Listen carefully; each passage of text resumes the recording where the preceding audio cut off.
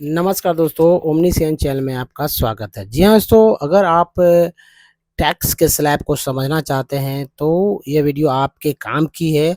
और इस वीडियो के द्वारा दोस्तों आप नए टैक्स, जी हाँ दोस्तों, न्यू टैक्स रिजीम कह सकते हैं, और या जो नया वर्ड दिया गया है रिजीम वर्ड, और टैक्स रिजीम का जो चल रहा है इस साल से आप ये देख रहे हैं। तो इससे साथ ही दोस्तों पुराने यानी ओल्ड टैक्स रिजीम में क्या डिफरेंसेस है इसको भी समझने का प्रयास करेंगे, और कौन से मतलब टैक्स में किस तरह से छूट मिलेगी थोड़ा-सा उस पे भी हम लोग बात करेंगे। तो चलिए, न्यू इनकम टैक्स स्लैब। अब देखिए, बजट जो है आ गया है 2023 24 का बजट आ गया है, और ज़ाहिर-सी बात है बहुत सारी चर्चाएँ हो रही है, लेकिन उन चर्चाओं में से सबसे इम्पोर्टेंट जो हर एक भारतीय के लिए इम्पोर्टेंट है, वो टैक्स स्लैब को लेकर होता है कि भई इनकम, कितना इनकम पर जो है मुझे टैक्स देना होगा। क्या इनकम टैक्स में मुझे राहत मिलेगी या नहीं?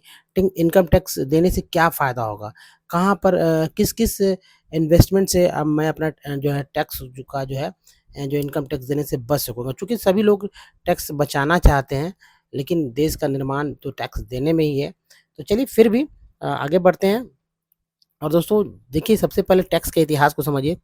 ज़्यादा नहीं तो आप 12 सालों के इतिहास को देख लेते हैं, जहाँ मुख्य रूप से जो टैक्स स्लैब में जो चेंजेज़ आया उसमें मैं बात कर रहा हूँ यहाँ पर। तो देखिए, ये साल बजट था 2012 से 13 का बजट, है ना? या वित्त वर्ष जो है 2012 से 13 का, और इसमें इनकम टैक्स छूट को जो है 1,80,000 रुपए से बढ़ाकर 2 लाख रुपए कर दिया गया। यानी कि पहले 1,80,000 मतलब 1,80,000 रुपया पर जो है कि टैक्स लगता था, जो कि 2 लाख कर दिया गया, यानी 20,000 रुपया बढ़ा दिया गया था।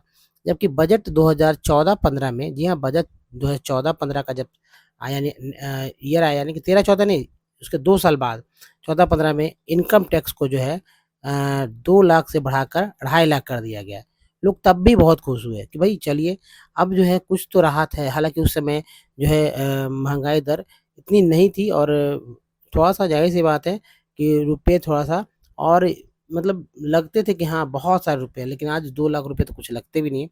और लेकिन इसमें एक सबसे बड़ा बेनिफिट हुआ था, वरिष्ठ नागरिकों को दिया गया था, वरीय जो 60 ईयर प्लस थे, जो रिटायर्ड थे, जो सेवानिवृत्त थे, या जो 60 साल से ऊपर के व्यक्ति थे, उनको दिया गया था, और उनकी जो सीमा था वो कर दिया गया था 6 लाख से बढ़ाकर 3 लाख रुपए, यानी कि उनको बढ़ा दिया गया था भाई कि 3 लाख रुपए तक आपको माफ़ कर दी गई है। उसके बाद देखिए 2000 फिर से 3 साल बाद हम लोग जब यानी कि बजट 2017-18 में जब बजट आता है देश का, उस समय जो हमारा इनकम का जो दायरा था उसको फिर बढ़ाया गया, यानी 2.5 लाख रुपए से बढ़ाकर 5 लाख रुपए की आय पर जो है, अब जो है यानी कि 2.5 लाख तक रुपया कुछ नहीं लगेगा। 2.5 लाख तक अगर कमाते हैं तो कुछ नहीं लगेगा, जो कि पहले की तरह था। लेकिन 2.5 लाख से बढ़ाकर जो 5 लाख रुपए की आय कर दिया गया, यानी कि अब जो है 2.5 लाख नहीं, अब 5 लाख तक जो कमा रहे थे 17-18 में, उन पर, जी हाँ, उनके इनकम पर जो है रेट 10% लगा दिया गया कि भैया 5 लाख आप कमा रहे हैं, अब तो 10% दे दीजिए। क्योंकि पहले कम हुआ करता था, और मतलब आयकर जो इनकम टैक्स जो है 10% जो था, उसको घटा दिया गया और 5% कर दिया गया। उल्टा थोड़ा-सा समझिए कि 2.5 लाख रुपए से बढ़ाकर 5 लाख रुपए इनकम आय पर कर दिया गया, यानी कि इनकम अगर आपका 5 लाख है, ठीक है? इनकम आपका अगर 5 लाख रुपया है, तो क्या हुआ, 10% इनकम टैक्स देना होता था, 10%, ठीक है? 10% से कम कर दिया गया, ठीक है? कम कर दिया कितना? 5%, और यानी कि टोटल 5% ही इनकम देना था 5 लाख पर। तो ये कर दिया गया। उसके बाद दो बजट 2019-20 में 5 लाख रुपए तक की सालाना आय पर आय वाले व्यक्तियों को, जो 5 लाख कमा रहे थे, उनको इनकम टैक्स जो स्लैब है, इनकम टैक्स का जो छूट वाला है, 87 ए में पूरी तरह से, जी हाँ, 87 ए में पूरी तरह से छूट छूट दे दी गई। जी हाँ, पूरी तरह से छूट दे दी गई। उसके बाद देखिए 2000 बजट 2020-21 में आई है, और 20-21 में इस बार जो है नई आयकर रिजीम जोड़ी गई। देखिए, नया वर्ड आ गया, नई आयकर रिजीम जोड़ी गई। इसके बाद से करदाता जो इनकम टैक्स जो दे रहे थे, उनको टैक्स देने के ऑप्शन दिए गए, भई कि आप कौन से टैक्स देना चाहते हैं, ठीक है? ऑप्शन दिए गए, क्या ऑप्शन दिए गए इसकी चर्चा जो आगे होगी। लेकिन अब साल 2023-24 का जो बजट है ना, यानी 24 वाला बजट जो है, इसमें नई टैक्स रिजीम के तहत जो है टैक्स रिबेट को बढ़ाकर 7.5 लाख रुपये तक कर दिया, यानी कि 7.5 लाख रुपये की कमाई तक आपको कुछ देना नहीं है। तो ये है दोस्तों टैक्स स्लैब। तो देखिए सबसे इम्पोर्टेंट है कि भाई यहाँ तक के तो इतिहास है। अब नए टैक्स में क्या सुधार हुआ नहीं हुआ, इस पे भी हम लोग बात करने वाले हैं। तो चलिए अब पहले देखिए नया टैक्स रिजीम को देख लीजिए। ये नया टैक्स रिजीम है। अब बजट आ गया है तो जाहिर सी बात है नया नया नई सरकार का नया बजट। तो देखिए क्रम संख्या 1 से 6 तक यानी 6 स्लैब है। Slab 1, slab 2, slab 3, slab 4, slab 5, slab 6। अब इसमें देखिए कि आप कितने कमाते हैं। अगर आप 1 रुपया से लेकर 3 लाख रुपए तक कमाते हैं, अब 1 लाख रुपया अलग, 1 रुपया अलग तो कोई टैक्स देना नहीं होगा, लेकिन 3 लाख तक अगर आप कमाते हैं तो आपको ज़ीरो देना है। ज़ीरो यानी कि कुछ नहीं देना है। बड़ी बात है, अच्छी बात है। अब देखिए अब मान लीजिए कि आप अगर 25,000 कमाते हैं, चलिए 25,000 कमाते हैं और गुना 10 करते हैं तो हो गया, ज़ाहिर-सी बात है 2.5 लाख हो गया, ठीक है? इसमें 2 और जोड़ देते हैं 50,000, तो मान लीजिए कि 3 लाख हो गया, ठीक है? 3 लाख हो गया, यानी कि 12 महीने में, यानी कि यहाँ अगर आप 12 कर देते हैं प्लस यहाँ पर 2 और जोड़ देते हैं 25,000 और, ठीक है? ये 25,000 और, अब थोड़ा कि क्लियर हो गया। तब ये हो गया 3 लाख रुपए, ये 3 लाख रुपए हो गए। तो 3 लाख रुपए तक को क्या करना है, ज़ीरो हो गया, कोई टैक्स नहीं देना है।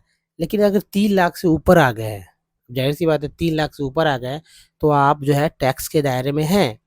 3 लाख रुपए से अगर ऊपर है, तो अगर आप कोई भी कमा रहे हैं, तो 3 लाख रुपए से ऊपर है और 7 लाख रुपए तक कमाते हैं, तो भई आजकल 3 लाख रुपए से ऊपर हर मतलब कि एक सामान्य सा परिवार है ही। तो निम्न मध्यम वर्गीय परिवार है और ये जो है इनको 5% टैक्स अब इनको अदा करना होगा 3 से 7 लाख में, जबकि अगर क्रम संख्या 3 में है, यानी कि टैक्स स्लैब 3rd में आप आते हैं, यानी कि अगर 7 लाख रुपए की सीमा को पहुँच जाते हैं, ठीक है? यानी कि समझ रहे हैं कि 6 लाख 9 मतलब 99,000 इस तरह से, यानी कि 7 लाख रुपए के से पहुँच जाती है, 7 लाख रुपए आपका हो जाता है और 10 लाख तक है, तब आप 10% देंगे। यानी 10 लाख 7 से 10 लाख के इनकम वाले लोगों को 10% देना है, जबकि 10 से अगर टैक्स स्लैब 4 में है, टैक्स स्लैब 4 में है तो 10 लाख से 12 लाख रुपए तक के इनकम वाले लोगों को 15%, जी हाँ दोस्तों 15%, 10 से 12 लाख रुपए तक के इनकम वाले को 15% टैक्स देना होगा, जबकि 12 लाख से 15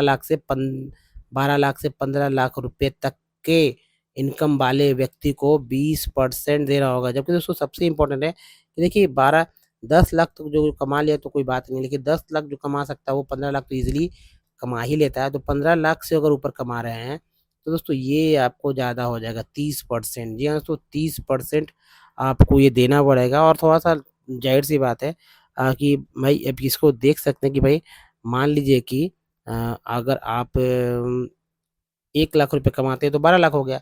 अगर आप मतलब सवा लाख कमाते हैं तो 13 लाख हो गया, ठीक है? अगर आप 1.5 लाख रुपए कमाते हैं, 1.5 लाख रुपए कमाते हैं, ठीक है?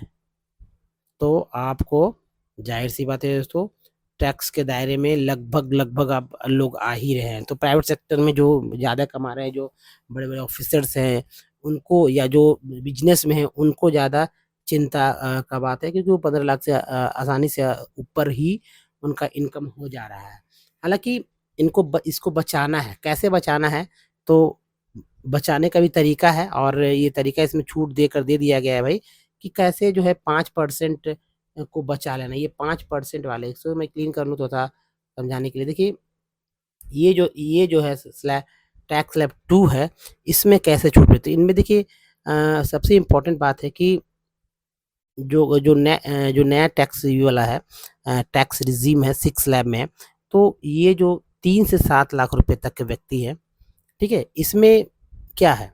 इसमें क्या करना चाहिए? आपको देखिए सबसे इम्पोर्टेंट है कि इसमें तो देखिए एक तो पहला कि कोई छूट नहीं था मतलब छूट नहीं मिलती है इसमें, लेकिन 7 लाख रुपए तक की इनकम को ज़ीरो टैक्स करा सकते हैं। कैसे करा सकते हैं? तो भई कहीं न कहीं जो है आप किसी स्कीम में इन्वेस्ट भई अगर नहीं करते हैं तो न्यू टैक्स स्लैब को जो है चुन लेना चाहिए। देखिए 2 टैक्स है, वो 2 टैक्स की मैं बात करता हूँ, लेकिन आखिर मतलब स्कीम क्या है? स्कीम को थोड़ा समझने का प्रयास करते हैं कि भई अ, टैक्स में जो है पुराने टैक्स हो या नया टैक्स हो, उसमें जो है अ, जैसे कि मान लीजिए पुराने टैक्स ऑप्शन में 10 लाख रुपए तक की इनकम करा सकते हैं टैक्स फ्री, कैसे? जैसे देखिए पुराने टैक्स जो ऑप्शन था उसमें अ 87 ए का डिक्शन मिलाकर जो है सालाना 5 लाख रुपए तक की कमाई पर इनकम टैक्स नहीं देना होता था। तो ये बात अगर आप नहीं समझ रहे हैं तो मैं आपको बताऊँ कि देखिए क्या है, सबसे इम्पोर्टेंट है कि पहले दोस्तों समझिए कि निवेश कहाँ-कहाँ करके बचा सकते हैं। तो 1.5 लाख रुपए तक अगर आप जी हाँ, अगर आप कहाँ गए यहाँ देखिए, अगर आप जो है 1 पॉइंट ठीक है, 1.5 लाख यानी कि 1.5 लाख डेढ़ लाख रुपए जो है 1.5 लाख रुपए पर टैक्स जो है कैसे निवेश करके बचा सकते हैं। अगर आप ईपीएफ या तो ईपीएफ में आपने अकाउंट खोला है, पीपीएफ में आपने अकाउंट खोला है, ठीक है? यानी अपने पैसे को डाल रखा है, इक्विटी लिंक्ड सेविंग स्कीम में डाल रखा है, सुकन्या सुकन्या समृद्धि योजना में डाल रखा है, नेशनल सेविंग्स सर्टिफिकेट आपने ले रखा है, 5 साल की एफडी ले रखा है, जी हाँ दोस्तों, 5 साल की एफडी ले रखा है या सीनियर सिटीज़न स्कीम में निवेश करते हैं तो आपको टैक्स में छूट मिलती है 1.5 लाख रुपए तक। इसमें सुकन्या समृद्धि योजना फिर इक्विटी लिंक्ड सेविंग स्कीम है, ठीक है? नेशनल सेविंग सर्टिफिकेट्स है इसमें, ठीक है? इनमें से किसी एक में या कई प्लान्स में मिलाकर अधिकतम यानी कि ऐसा नहीं कि एक ही में पूरा कर लीजिए 1.5 लाख रुपए ऐसा नहीं है। सबको मिलाकर जो है 1.5 लाख रुपया तक में आपको छूट मिलेगी। ये नहीं कि एक में भर लिए हर में 1.5 लाख ऐसा नहीं करना है, ऐसा नहीं हो सकता, ठीक है? अगर ये आपने ये किया है तो अब जो है 10 लाख रुपए में से 1.5 लाख रुपए और घटा लीजिए। अब टैक्स के दायरे में आने वाली इनकम टैक्स साढ़े मतलब मान लीजिए कि 10 लाख आप कमा रहे थे। अगर आप 10 लाख रुपए कमा रहे थे, 10 लाख तक, है ना? 10 लाख रुपए अगर कमा रहे थे, तो ये 1.5 लाख उसमें से माइनस हो जाएगी, ठीक है? तो बचा साढ़े 8 लाख। अब साढ़े 8 लाख का तो यानी कि 5% तो इसमें रिबेट हो गया। आप इसमें इस स्लैब में आ गए, ठीक है? हमारा स्लैब जो है, ये स्लैब जो है, ये आपका स्लैब कौन-से में आ गया? ये आप थे आपका कमाई था स्लैब 4 में थे, लेकिन आप आपने चूँकि ईपीएफ वगैरह इस सब में ईपीएफ, पीपीएफ, एफडी में आपने इन्वेस्ट कर रखा था, तो आपका इनकम अब जो है डेढ़ लाख कम हो गया, तो आप स्लैब थर्ड में आ गए, ठीक है? 7 से 10 लाखवा में है, तो यानी कि आपका 15 से अब 10 ही परसेंट देना था ना, 10% देना है। तो ये है दोस्तों, उसके बाद देखिए अ अ, मान लीजिए कि अब टैक्स के दायरे में आने वाली इनकम जैसे साढ़े 8 लाख रुपए रह जाएगी, ठीक है? इनकम टैक्स के सेक्शन 80 सी में, ये तो मैंने बताया। अब देखिए इनकम टैक्स का सेक्शन है 80 सी, सभी लोग जानते हैं 80 सी। इस 80 सी में के तहत 1.5 लाख के तक की टैक्स बचत कर सकते हैं। इस यानी कि 80 सी के तहत और 1.5 लाख जी हाँ, तो और 1.5 लाख जो है अपना बचा सकते हैं, ठीक है? और 1.5 लाख बचा सकते हैं। तो इस तरह से देखिए 3 लाख हो गया, 10 लाख में 3 लाख चला गया, तो बचा 7 लाख। हालाँकि फिर भी हम लोग इसी में हैं, अभी तक इसी में हैं, लेकिन कुछ और बचा सकते हैं, ठीक है? जैसे होम लोन ले लिए, मतलब इसमें से थोड़ा-सा कुछ और शो करते हैं। अभी एक्यूरेट तो रहता है नहीं, मान लीजिए कि 10 लाख से नीचे आ गया, भई 7 लाख से नीचे आ गया, 1.5 लाख ही है और प्लस 1.5 लाख ही है, 3 लाख हो गया ना? और ज़ाहिर-सी बात है कोई 10 लाख तो कमा नहीं रहा था, 10 लाख ₹1 कमा रहा था, तो कुछ 1-2 रुपए और कहीं खर्च दिखाएगा कि भई मेरा कहीं और है। तो कुछ न कुछ सीए आपके दिमाग में ज़रूर जो ज़ाहिर-सी बात है वकील से अच्छा सीए से अपना इनकम टैक्स फाइल कराना चाहिए ताकि उनको और भी रहता है। तो ये कहीं घसीट कर अपना जो है आपको स्लैब 2 में ला ही देंगे, वो कहीं न कहीं से किसी स्कीम को बचाकर। तो देखिए 3 से 7 लाख तक अगर आप आ जाते हैं, तो आपको जी हाँ, तो आपको 5 ही परसेंट देना होगा। ये सबसे बड़ी बात है कि अगर 10 लाख रुपए आप कमा रहे हैं, तो कैसे आपने यानी कि स्लैब अगर आप स्लैब 4 में है, तो किस तरह से स्लैब 2 में लाया जाए, इसकी जो है व्यवस्था भी सरकार ने ही कर दी है। अगर देखिए एक और बात समझिए कि अगर आपने होम लोन लिया हुआ है पहले, तो 2 लाख रुपए तक टैक्स बचेगा, ठीक है? ये नया टैक्स स्लैब जो आया है, अगर आपने होम लोन लिया है, मान ली होम लोन ले लिया आपने, तो 2 लाख रुपए तक टैक्स बचेगा। कैसे? अगर समझिए कैसे? अगर आपने होम लोन ले रखा है, तो आप उस पर चुकाए गए ब्याज पर टैक्स ले सकते हैं। जो आपने ब्याज दिया, जो आपने अ, समझ रहे हैं ना? जो इंटरेस्ट दिया, उस इंटरेस्ट पर छूट ले सकते हैं। जो आपने इंटरेस्ट दिया है, अ, जो आपने जो है इंटरेस्ट दिया है, ठीक है? मान लीजिए आपने लोन लिया, होम लोन लिया और आपने इंटरेस्ट भर दिया, उस इस इंटरेस्ट पर जो है टैक्स रिबेट मिल जाएगा, ठीक है? उस इंटरेस्ट पर टैक्स रिबेट ले सकते हैं। कैसे? इनकम टैक्स के सेक्शन 24, जी हाँ दोस्तों, 24 बी बी के तहत एक वित्त वर्ष में, यानी कि जो हमारा जो फाइनेंशियल ईयर होता है, उसमें 2 लाख रुपए के ब्याज पर, 2 लाख रुपया, मान ली 2 लाख रुपया है, 2 लाख रुपया का जितना है ब्याज पर टैक्स में छूट ले सकते हैं। कितना? टैक्स में जो है, जो टैक्स है 2 लाख रुपए पे जो टैक्स लगता है, उसमें अ, छूट ले सकते हैं। इसे भी अपनी टैक्स टैक्सेबल इनकम में से घटा दीजिए। तो वो मैंने बताया था ना कि 3 लाख रुपया जो यानी कि 4 से टैक्स स्लैब अब 4 में है, तो 2 में कैसे ला सकते हैं, उसका उपाय यही है दोस्तों, 24 बी, ठीक है? और इसे भी मतलब घटा सकते हैं, और टैक्स के दायरे में आने वाली इनकम जो अब 6.5 लाख रुपया हो जाती है, ठीक है? 6.5 लाख रुपया हो जाती है। तो कैसे तरह से 7 से 1.5 लाख और जो है यहाँ पर 1.5 से 2 लाख रुपया घट जा रहा है। तो मतलब थोड़ी सी बेसिक जानकारी थी, बहुत बड़े विशेषज्ञ के रूप में मैं बात नहीं कर रहा हूँ। और देखिए दोस्तों, अभी जो है एक बात और समझिए कि चूँकि अब सुविधा है कि भाई आप पुराना टैक्स स्लैब चुनिएगा, नया टैक्स स्लैब चुनिएगा, किसके तहत आप टैक्स देना चाहते हैं, ठीक है? इस बात को भी समझना होगा कि टैक्स लोग तो देना चाहते हैं, लेकिन किसके तहत देना चाहते हैं?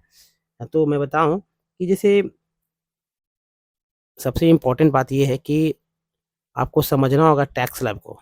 तो मैं बताऊँ कि आप अगर किसी स्कीम में इन्वेस्ट नहीं करते, मान लीजिए कोई भी स्कीम में जो है, सीपीएफ, पीपीएफ वगैरह जो है, सुकन्या समृद्धि योजना है, या सेविंग लिक्विड इन्वेस्टमेंट, या और भी जितने सारे मैंने बताए, या 24 बी या एसटीसी, ये सब अगर मैं स्कीम में इन्वेस्ट नहीं करते, छूट नहीं ले रहे, तो आपको न्यू टैक्स रिजीम को चुन लेना चाहिए। जी हाँ दोस्तों, पुराने टैक्स पे नहीं जाना चाहिए, इस बात को आपको समझ लेना है, ठीक है? अब मैं बताऊँ इसको, देखिए समझिए कि अभी स्लैब चूँकि 1, 2, 3, 4, 5, 6 स्लैब है, पुराने में भी है। तो यहाँ देखिए पुराने, अभी तो अब आप जानते ही हैं कि नए टैक्स स्लैब में ₹1 3 लाख तक ज़ीरो है, ठीक है?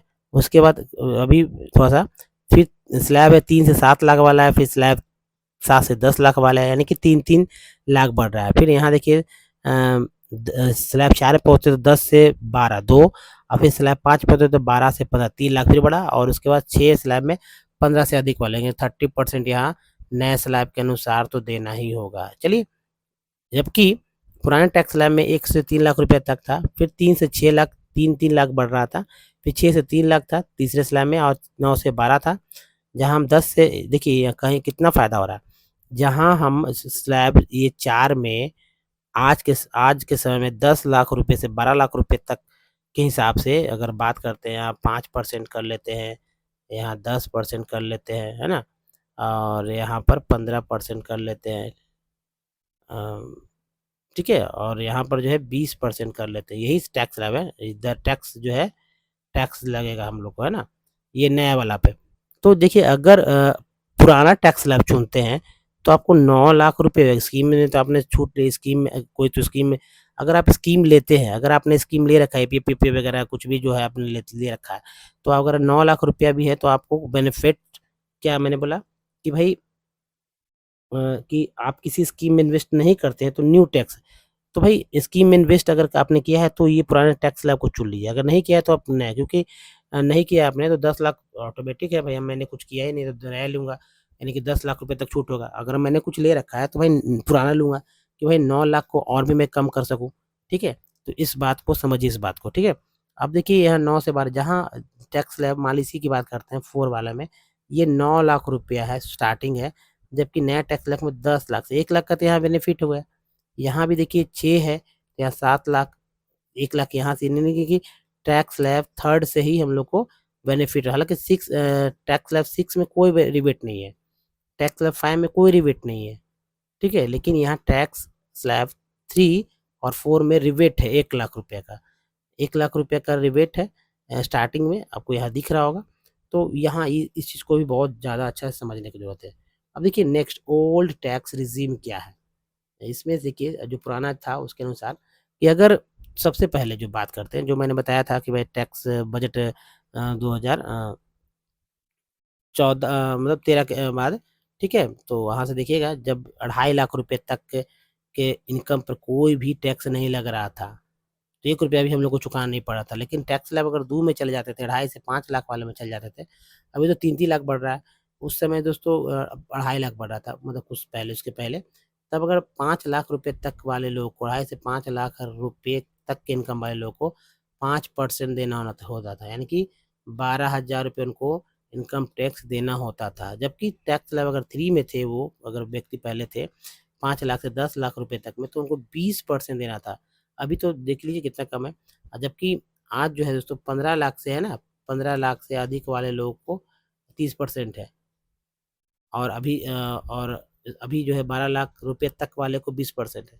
लेकिन पहले देखिए था तो आज ज़ाहिर-सी बात है बेनिफिट्स हैं, मिला है तो 10 लाख रुपए से अधिक वाले इनकम पर जो है 30% पहले लगता था। यानी कि 5 से 10 लाख है तो 1,12,000 वो चुका रहे थे इनकम टैक्स, और 10 लाख से अधिक के अगर उनका टैक्स स्लैब था तो मतलब अधिक कमा रहे थे तो 1,12,000 से अधिक का उनको टैक्स देना था। यानी कि 10% इसमें और जोड़ लीजिए। जी हाँ, तो ये ज़ाहिर-सी बात है, तभी आपको जो है समझ में आएगा कि भाई कैसे ये हुआ। जैसे 1 लाख 10 लाख का 10% कितना होता है? ज़ाहिर-सी बात 10 लाख का 10% 1 लाख और प्लस 5% ये हो गया। तो घुमा-फिरा कर आप समझ सकते हैं कि एक जो है स्लैब है। देखिए जैसे कि 5 लाख से 10 लाख वाले में समझिए इसको, मैं फिर से समझाऊँ ताकि और क्लियर हो जाए। देखिए मान लीजिए स्लैब 3rd है, ठीक है? 5 लाख से 10 लाख के रेंज में आप हैं, तो आपको 20% देना था पुराने हिसाब से। यानी कि साढ़े 12,000 12,500 ये था, यहाँ 500 कर लीजिए, पहले ये था 12,500 और 12,500 प्लस 1 लाख, ठीक है? 12,500 प्लस 1 लाख, तो इस तरह से जो है 1 लाख, ये यहाँ भी 500 कर लीजिए, 1,12,500 रुपया जो देना था 20 के अनुसार से। और अभी जो है 30 में था वो 12 लाख 1 लाख 12,500 से अधिक का जो है मतलब देना होता था। तो ये जो है कि बहुत ही समझ से समझना होगा। देखिए दोस्तों एक तो और सबसे इम्पोर्टेंट है कि निवेश में जैसे कि क्या समझना होगा कि जैसे निवेश है, तो निवेश में से हेल्थ इंश्योरेंस है, बच्चों के स्कूल फीस है और घर के किराए के पर किए गए खर्च पर आप टैक्स का छूट का फ़ायदा ले सकते हैं, ओल्ड टैक्स रिजीम में। ये ख़ास था, वो जो ओल्ड टैक्स रिजीम है इसमें ख़ास था कि भई आप इन्वेस्टमेंट कहीं कर देते हैं आप, ठीक है? इसको भी समझना था। तो चूँकि अभी सुविधा मिला गया है, इसका ही फ़ायदा है। जैसे मान लीजिए कि आप इन्वेस्ट कर देते हैं, ठीक है? आपने इन्वेस्ट किया, हेल्थ इंश्योरेंस ले लिया, हेल्थ इंश्योरेंस लिया हेल्थ इंश्योरेंस ले लिया, स्कूल फीस दिया, ठीक है? किराया पे रहते तो दिया, तो उसमें आप टैक्स छूट ले रहे थे, ठीक है? टैक्स छूट आपको मिल जा रहा था। ऐसे में आपका जो है पैसा इन चीज़ों में जाता है तो आपके लिए ओल्ड टैक्स रिजीम सही रहेगी। यानी आप पुराना चीज़ को चुनिए। बहुत सारे लोग अभी लोग जो है कि इस तरह से करते हैं तो उनको और इनकम कम है तो आप कर सकते हैं। जो इस तरह से है, जो मान लीजिए कि हेल्थ इंश्योरेंस भी नहीं ले रखा है, कुछ नहीं लिया है, तो भाई उनके लिए तो नया है। स्कूल के फीस भी नहीं दे रहे हैं, कि घर की किराया नहीं देते, नए हैं, नए में आइए वो, ठीक है? पुराने टैक्स ऑप्शन में 10 लाख तक की इनकम करा सकते हैं फ्री, पुराने टैक्स ऑप्शन में। जो ये ओल्ड टैक्स रेज़ीम है इसमें 10 लाख रुपए तक, ये सो 10 लाख रुपए तक का इनकम जो है टैक्स फ्री करा सकते थे। तो वो ज़ाहिर-सी बात है, जैसे पुराने टैक्स ऑप्शन में जो है 87 ए का 87 जो है ए जो है section A 87 A income tax का सेक्शन है। इसमें डिडक्शन मिलाकर जो है सालाना 5 लाख रुपए तक की कमाई पर इनकम टैक्स नहीं देना होता है। ये तो एक बड़ी बात है और आपकी अगर अगर आपकी सालाना इनकम 5 लाख से 10 लाख के बीच है तो आपको 20% तक टैक्स लगेगा, यानी आपको साढ़े 1,12,500 जो कि मैंने बताया यहाँ पर, यही बात है। तो आपको इस स्लैब को ध्यान में रखना है। ठीक है, तो दोस्तों इस वीडियो में यहीं तक। तो देखिए यही था, इन्फॉर्मेशन था जो कि बजट के आने के बाद जो है लोगों में जो मन में जो भ्रांतियाँ था टैक्स को लेकर, जो कि पूरे साल दिमाग में कुछ न कुछ रहता है कि भाई टैक्स देकर जो है कुछ लोन ले लिया जाए। टैक्स का मूल यही है कि टैक्स देते हैं तो आपको लोन मिलता है। बाकी तो देश का भला ही होता है, टैक्स देना चाहिए कि टैक्स पेयर्स बहुत ही कम है इंडिया में। तो बस दोस्तों समझ सकते हैं इस वीडियो में यहीं तक, और इन्फॉर्मेशन कैसा लगा मुझे ज़रूर लिखिए कमेंट सेक्शन में, और भी लोगों को शेयर कर सकते हैं। धन्यवाद, थैंक्स फॉर वॉचिंग।